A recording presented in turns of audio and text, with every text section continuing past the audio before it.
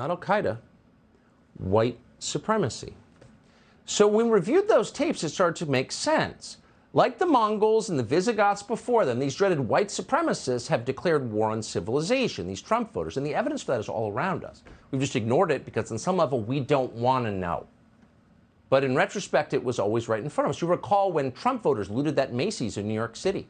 They couldn't help themselves. That's who they are. Then they torched a police precinct in Minneapolis. The very symbol of the law, they set it on fire. And then they burned a federal building in Portland, Oregon. In case you've forgotten what all of these right-wing attacks looked like from white supremacists, here's what they did.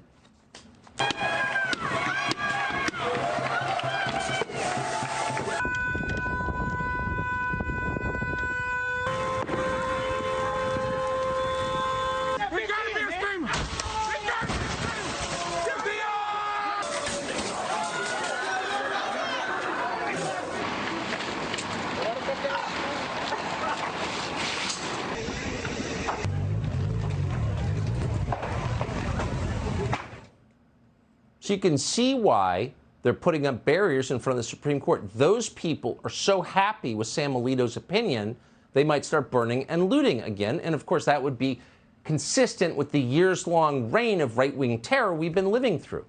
Because their thirst for anarchy and chaos is never sated, at one point, these Trump voters seceded from the United States.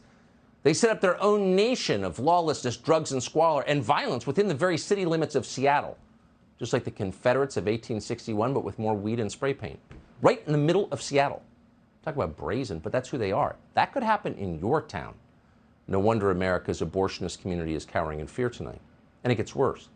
These MAGA people have so little respect for law and order, they think nothing of rushing into buildings, department stores, Walgreens, liquor stores, Foot Locker, and just taking what they want. They steal armfuls of merchandise off the shelves and walk out the door like it's theirs. And then, purely to amuse themselves, they push strangers in front of trains and open fire on subway cars. They drive trucks through Christmas parades and beat elderly Asian women on the street. Now, you can't control these people because they're beyond the reach of logic. They are so primitive and superstitious, they have come to believe they can defeat nature itself with magic amulets, like cosmetics and women's clothing. They think they're shapeshifters who can change their physical form at will.